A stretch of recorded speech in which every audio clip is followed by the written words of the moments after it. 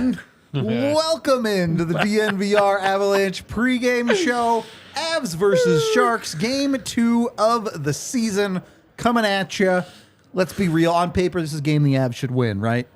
All games are games the Avs should win on paper because they're better than everyone. All right. I'll allow that take.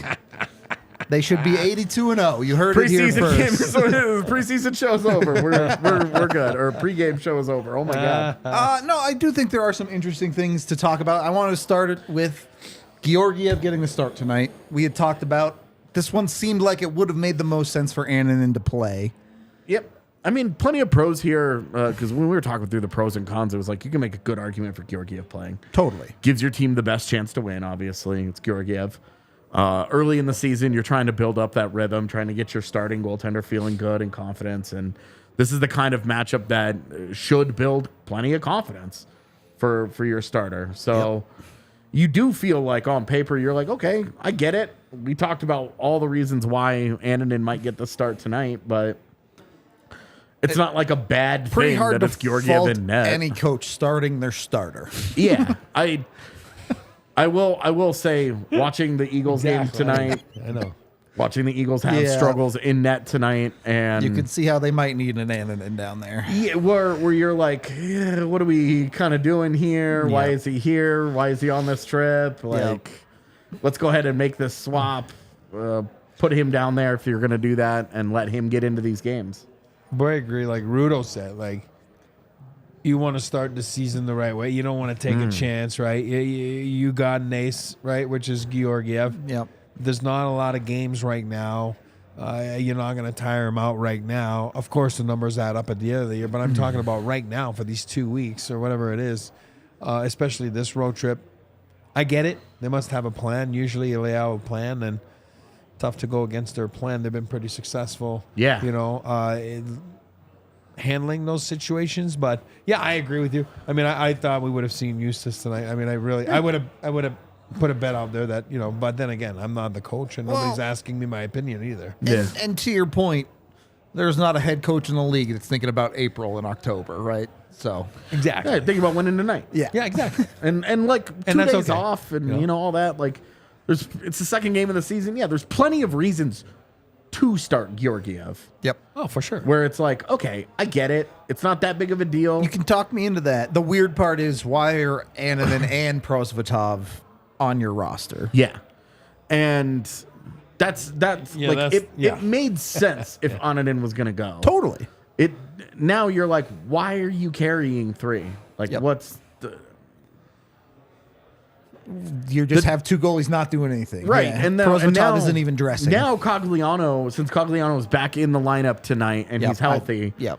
then okay, he slots in for McDermott. Now you have McDermott and Tufte just sort of sitting here, which like is not the end of the world. Having an extra forward is fine, but now you have 2 extra forwards, No extra defenseman, and an extra goaltender, which bit is the weird. rare part. So Yeah. that's where you're like, okay, odd. Odd, but again, they work with the plan. They must have a plan. They just haven't told us the plan. Right? But it's like somewhere, somehow, there was a reason And for we've it, talked you know? about before, we Yeah. expect after this game that they will Make the swap. where Annunen goes down, Caleb Jones comes up. Yep. And then Something like you that. have an extra guy, your roster is more balanced. Maybe even you could even send down a Tufte It if does you wanted. feel like that if plan Cogs is really healthy. might have gotten swapped halfway through, though, a little bit, doesn't it? Yeah. That's all I'm saying. I do want to talk about Cogliano a little bit more, though. Back in the lineup. It's like, hey, you like your chances that much more to win the game tonight. Sure. That's fair. Look, this is a little bit of a conversation. Not that Cogliano makes a huge difference. He's going to be playing on the 4th line. But Avs got carried by their stars in game 1. Totally. Do they need to see more production out of their bottom 9 as a whole? I know they got the empty net goal, but with the goalie in net, essentially 0 points from those guys game 1. More than anything. Sorry.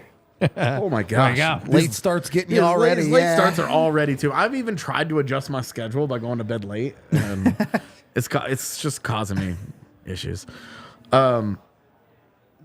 What were we talking? Bottom 9. Yeah, sorry. I'm so sorry. You're good. Yes, you more than anything, like more than just because everybody always talks about points, right? Yep. But more than anything, you saw 2 lines that just at 5v5 weren't very effective. Yep.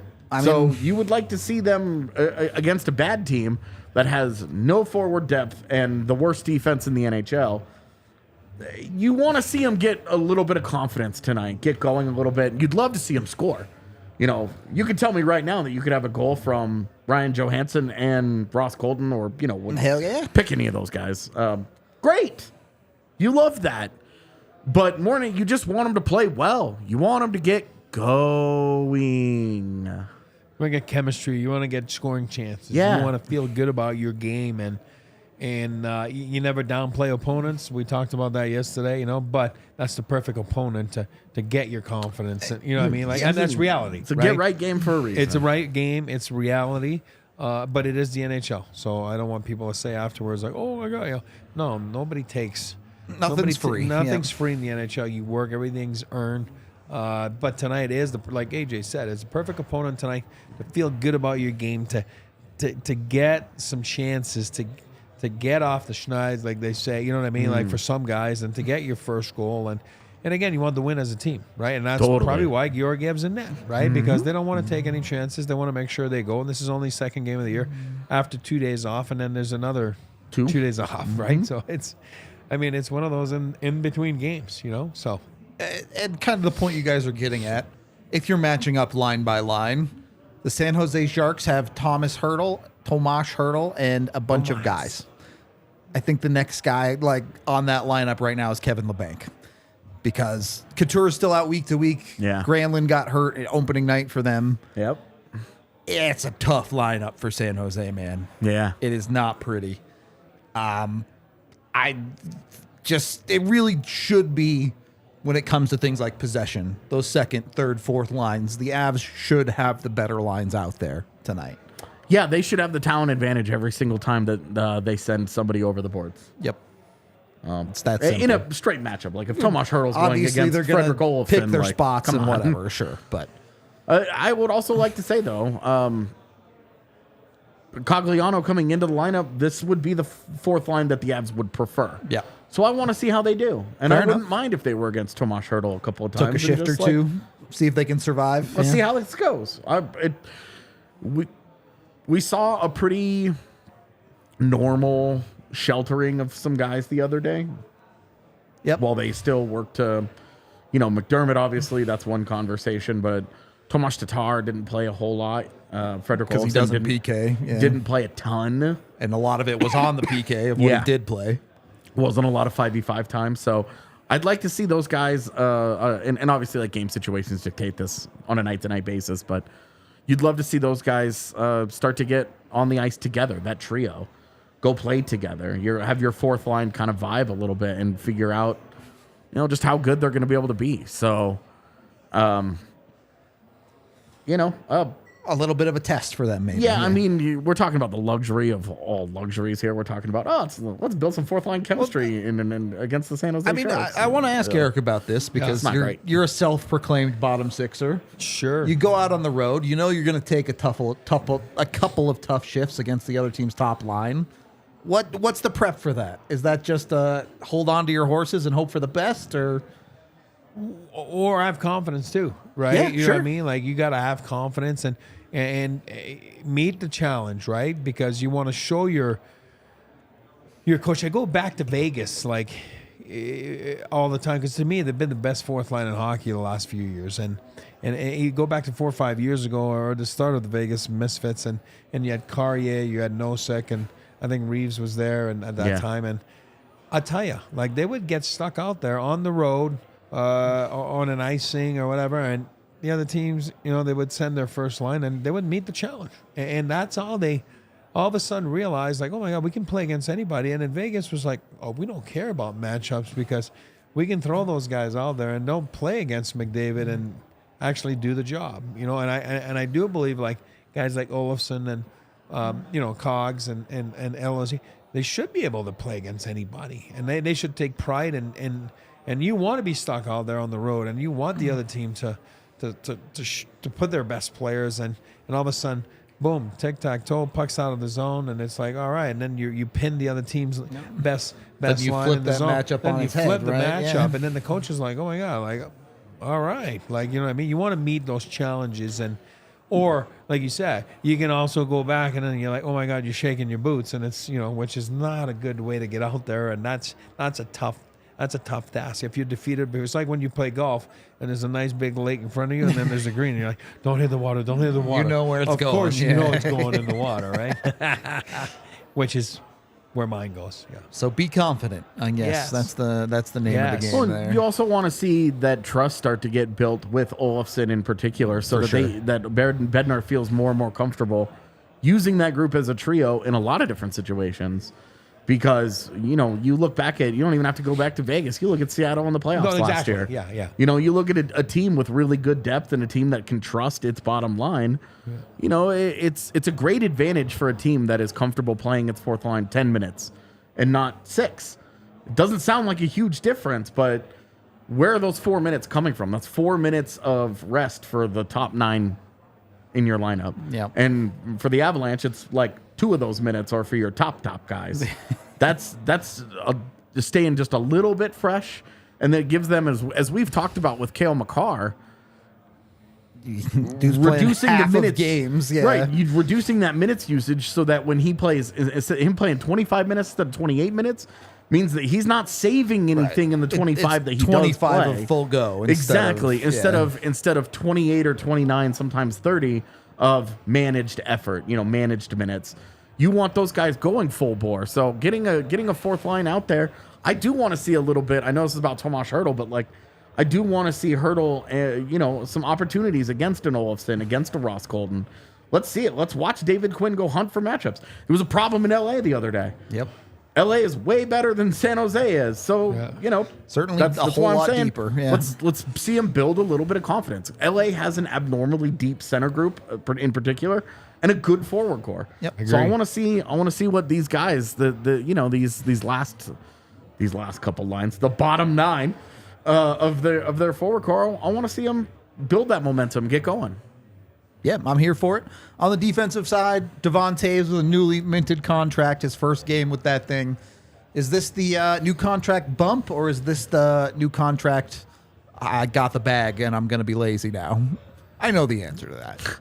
But the real question I wanted to ask there is, what's it like in the locker room when someone as big as Devon Toews signs a deal like that? Is everyone congratulating him? Is everyone getting up for Devon for a game like this? Well, it's probably the worst. I'll let AJ talk about Texas. That's his man. He wasn't here yesterday. But to answer the question about the locker room, like, you couldn't have picked a worse time to sign your deal right now because you're on the road. Yep, you're paying for everything. You got a big tab Dinner coming on up Toews tomorrow tonight, night. yeah. Tomorrow night is on Devon Toews. Toews is like, hold on, I'm still only making $4 million right now, guys.